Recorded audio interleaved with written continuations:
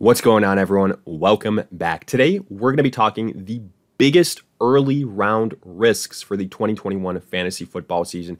Basically, these are all big name guys that are being drafted highly in the early rounds of your drafts.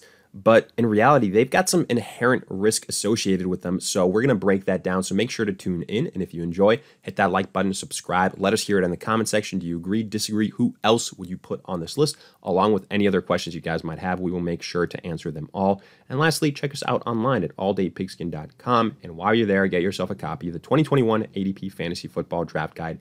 Everything you could want at a great value. Details in the description. But with that being said, let's get right into it. And here you can see we have got our master list pulled up of all these overall rankings.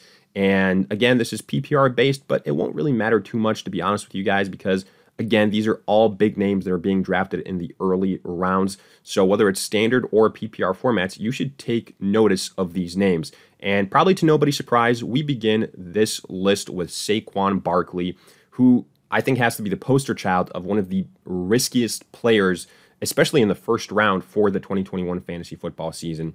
And breaking down Saquon Barkley, look, when the guy's healthy, he's, one of the best, if not best, running backs in the NFL, and therefore in fantasy football as well.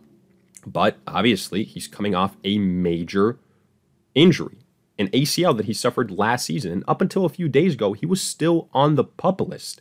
And there were reports about him missing a week, missing 2 weeks, and if not, being on a serious snap count. So now he's been removed off the list. So at least that's a, step in the right direction, but it doesn't necessarily remove that risky, nature associated with him. Because at the end of the day, Saquon Barkley is going to be someone that has huge name appeal. So, a couple months ago, he was being drafted third overall after Christian McCaffrey, after Dalvin Cook. And, we hadn't even heard anything about his status. There was still all this uncertainty. So you can see why he would fall in this category. Now, with the fact that he's off the PUP list, I do anticipate his ADP to go up a little bit, as, a week ago, he was going towards the end of the first round, outside of the first round. And it was warranted. There were even people that were saying, I don't want to be the person that has to draft Saquon Barkley. And I completely understand that, because you're taking on risk here. You don't know what his snap count will be. You don't know what version of Saquon Barkley you're going to get. Not everybody is Adrian Peterson at the running back position that comes back from an ACL. I mean, that's, kind of an anomaly. There's no guarantee that Saquon Barkley will be as effective, as explosive as he was years prior to his ACL injury. Also, let's take into account this offense has changed. Is Saquon Barkley going to be as involved as a pass catcher when you have guys like Kenny Golladay, Rudolph, Kadarius Toney being added to the team? You could argue that that category might go down a little bit for him. But still, we can't deny that Saquon Barkley is potentially one of the biggest value picks in the first round. Or, if you can get him in the second round, good on you. But it all comes down to risk versus reward. And I think he's the guy that it really, really matters where you draft him. Because if he shoots up to a top 4, top 5 pick, I'd probably pass on him, because I'd rather have an Alvin Kamara, Derrick Henry, and Ezekiel Elliott. If it's standard scoring, a Nick Chubb, an Aaron Jones, an Austin Eckler, all those running backs above him, I think they're safer. I think they have higher floors. And if the Giants ultimately say, we're going to be more conservative with one of the best running backs, one of the most important pieces on our offense, we're going to, hold him out for a week or two, then, that's the situation that could potentially hurt you for those 2 weeks. Now, obviously, it's not impossible to survive for those 2 weeks, but if you draft Saquon Barkley as a top 5 pick and he misses 2 weeks, or he's on a snap count, given how important he is for the Giants and they have ultimate say-so in this thing, then you probably burned yourself a little bit, because you could have gone with a safer choice. And that's why Saquon Barkley leads off this list. But moving on, we're going to go here to Jonathan Taylor of the Indianapolis Colts. And Taylor is, I think, in a similar situation with Saquon Barkley in terms of a guy that was previously a slam dunk first round selection, usually in the middle to the latter part of the first round. but now his ADP has taken a little bit of a hit. But with Jonathan Taylor, not really a fault of his own. He's not injured, suspended, anything like that. It's because guys around him have been injured. First and foremost, Carson Wentz could miss half of the season. And then I think potentially the bigger issue here, Quentin Nelson, one of the best guards in the NFL. So that offensive line takes a big hit. They never really replaced left tackle Costanzo last year once he retired. And now if you lose the guard as well, this offensive line not really the strong suit of the Indianapolis Colts anymore, not quite on that same level. But again, I feel like in the same breath, the Carson Wentz injury could also play a big role in this because opposing defenses, without a formidable quarterback here, they're going to focus in on stopping the run. And that's going to mean a long day for Jonathan Taylor here. And I think that could affect his usage. That could affect his, weekly scoring for a while, or at least until the Indianapolis Colts have a long-term plan at the quarterback position for 2021. And that's kind of why I'd be fading Jonathan Taylor, especially in the first round. No questions about that. Like, you see these rankings, I have no idea why you would rank Aaron Jones or Austin Eckler behind Jonathan Taylor. That's absolutely insane to me. And he'd be someone that I potentially consider in the second round, but it would only be once we have more clarity on what the Colts will do at quarterback and, when the kind of timeline for Quentin Nelson's return will be. You've heard different things. You've heard maybe he's ready for the start of the season. You've heard he might miss as much time as Carson Wentz. So don't really know what to believe at this point in time. And just too many question marks at positions that are very important for the running back in Jonathan Taylor here. So for that reason, he's somebody that I think is also really, really in that risky category. But let's move on now to a guy in Najee Harris, yet another running back.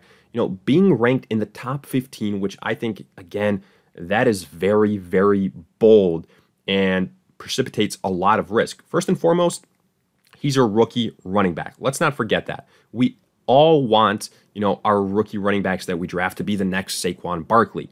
And that's all nice and all, but, not every rookie running back can be that. And I get it. Najee Harris was the first running back drafted in this year's NFL draft. And, the Pittsburgh Steelers specifically focused in on him, where they could have gone other players, specifically the offensive line, which I think they should have done to begin with, then add a running back. But does that mean that Najee Harris will have success? Because last season, the Pittsburgh Steelers were one of the worst teams in terms of rushing the football. And what has their offensive line done since then? They've gotten another year older. They've lost DeCastro. They've lost Villanueva, and they've lost Pouncey. So those are all cornerstones on their offensive line. I think this offensive line has taken a step back. Yet Najee Harris is being drafted as an early second-round selection. By far the top rookie being drafted, especially at the running back position. It's not even close.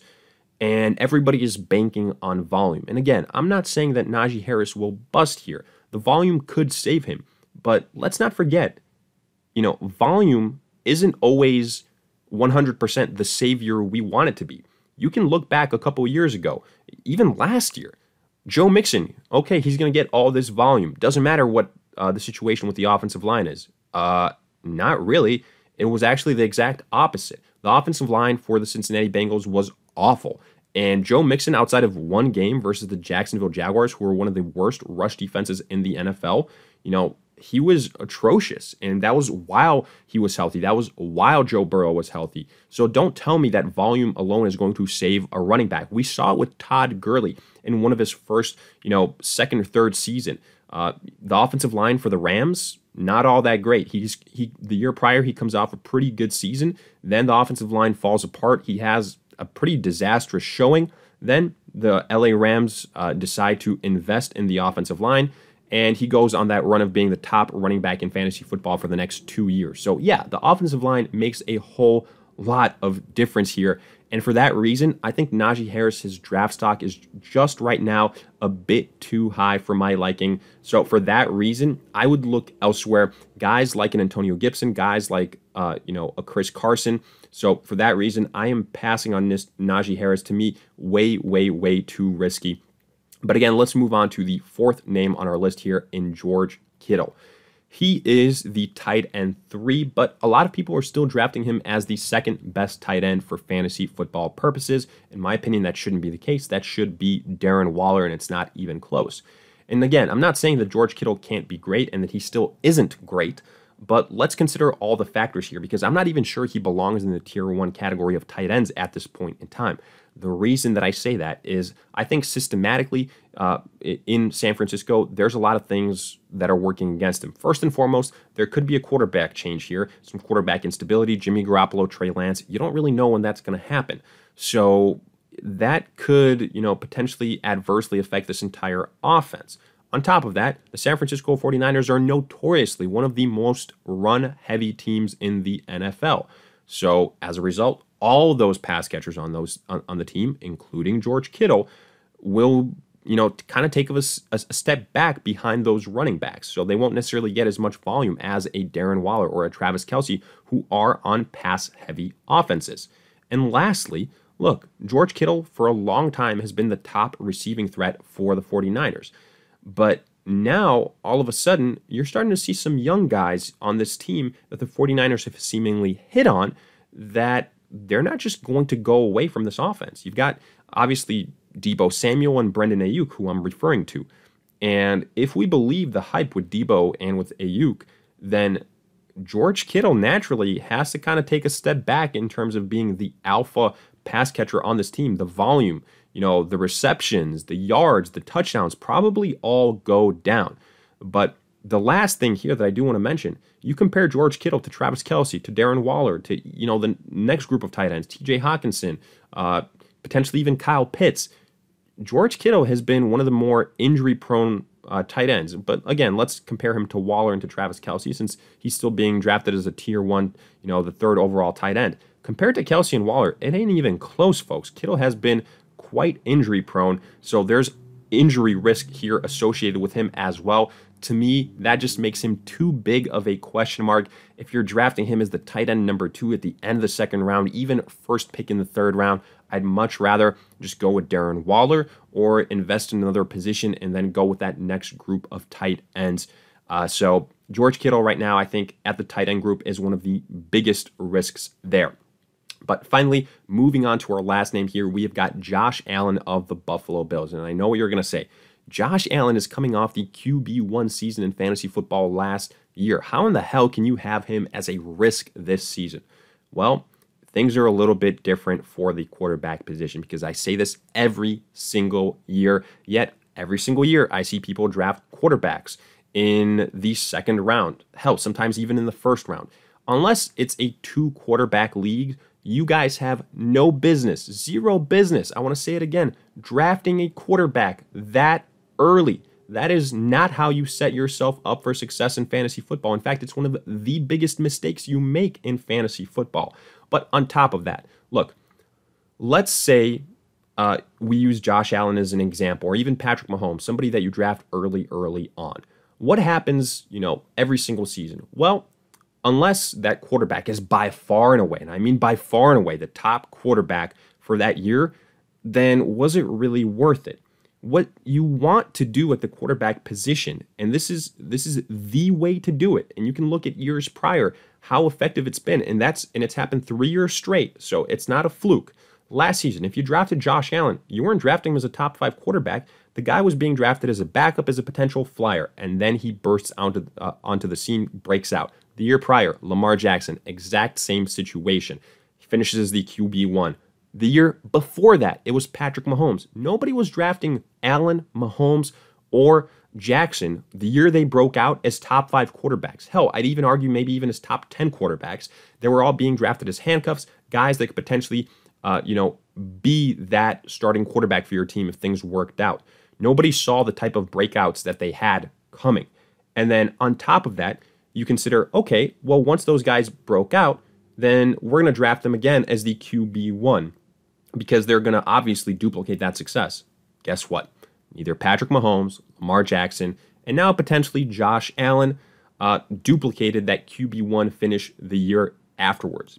Because what you want to do is the following. With quarterbacks, you want to get the discount on a player that's kind of struggled, and now you can get it at a discount. Perfect example, Lamar Jackson. The guy wasn't a top 5 quarterback. Now he's being drafted like in the 5th, 6th round. That's stealing. Or you want to get the guy that hasn't broken out yet. You want to get the quarterback in fantasy football before they become, that top tier quarterback the year afterwards, because then you're paying up for the quarterback position, which is arguably the deepest, because you can't tell me that, the running back that you can get in the 2nd round versus, the quarterback that you get in the 2nd round versus then the running back you get like in the 6th, 7th round, or quarterback that you get there is going to add up to the same type of difference. No, the running backs you're getting in the 6th, 7th round are backup running backs. The quarterbacks that you get in the 6th, 7th round, they're still starters. They're guys like Justin Herbert, Matthew Stafford, guys that can all be top 5 quarterbacks. So it's absolutely night and day, and that is why Josh Allen is so risky, because people are automatically assuming this guy is going to do exactly what he did last season. It's so hard to duplicate QB1 finishes year after year. He's pretty much always the 2nd quarterback off the board after Patrick Mahomes, and I don't think it's worth it, especially when you can get a Kyler Murray, a Dak Prescott, or a Lamar Jackson like 3 rounds later. And I haven't even talked about guys like Herbert, like Joe Burrow, like Deshaun Watson, like Matthew Stafford, who you can get even, later in rounds, especially if you're in smaller leagues. So for that reason, Josh Allen, from that perspective, not saying that he won't succeed, but when you take in consideration the price and the position here we're talking about, I think he has to be considered a risk at his current ADP. But with that, we wrap up this breakdown of some of the riskiest big name players in this 2021 fantasy football season. And as always, let us hear it in the comment section. Do you agree, disagree? If you enjoyed, hit that like button, subscribe. Again, check us out online at alldaypigskin.com. While you're there, get yourself a copy of the 2021 ADP Fantasy Football Draft Guide. And in the meantime, we'll see you guys in future videos.